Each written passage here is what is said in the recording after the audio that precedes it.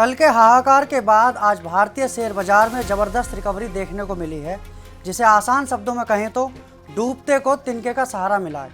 मंगलवार की सुबह जैसे ही बाजार खुला, मानो निवेशकों की जान में जान आ गई, क्योंकि पिछले दिन की कई अंकों की गिरावट जो ऐतिहासिक गिरावट के बाद आज सेंसेक्स शुरुआती कारोबार में ही 1516 अंक उछलकर 74,212 के स्तर पर पहुंच गया और निफ्टी ने भी 22,800 का मनोवैज्ञानिक आंकड़ा पार कर लिया है। लेकिन इस चमक दमक के पीछे की कहानी इतनी भी सीधी नहीं है, क्योंकि बैंकिंग एक्सपर्ट्स का मानना है कि निवेशकों का भरोसा अभी भी कच्चा है और बाजार पूरी तरह से ग्लोबल टेंशन की गिरफ्त में है। असल में बाजार के इस उतार चढ़ाव का सीधा तार अमेरिका और ईरान के बीच चल रहे तनाव से जुड़ा है, जहां एक तरफ अमेरिकी राष्ट्रपति डोनाल्ड ट्रंप ने ईरान पर हमले को 5 दिनों के लिए टालने की बात कहकर दुनिया को थोड़ी राहत दी है, तो वहीं ईरान ने इसे फेक न्यूज़ बताकर माहौल फिर से गर्मा दिया है। इस भू राजनीतिक खींचतान का असर होर्मुज जलडमरू मध्य जैसे महत्वपूर्ण समुद्री रास्तों पर भी पड़ रहा है, जिससे कच्चे तेल की सप्लाई प्रभावित होने का डर लगातार बना हुआ है। और यही वजह है कि ब्रेंट क्रूड अभी भी $104 प्रति बैरल के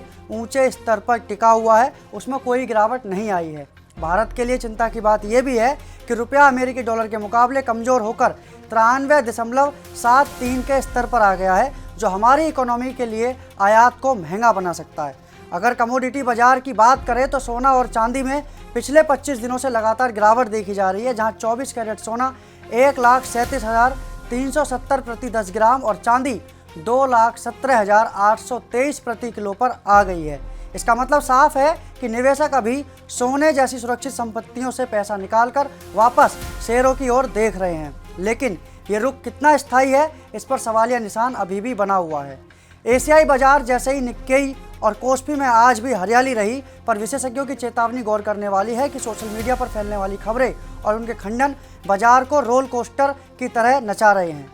जिससे बड़े खिलाड़ी तो मुनाफा कमा रहे हैं, लेकिन आम निवेशक जोखिम में फंसा हुआ है।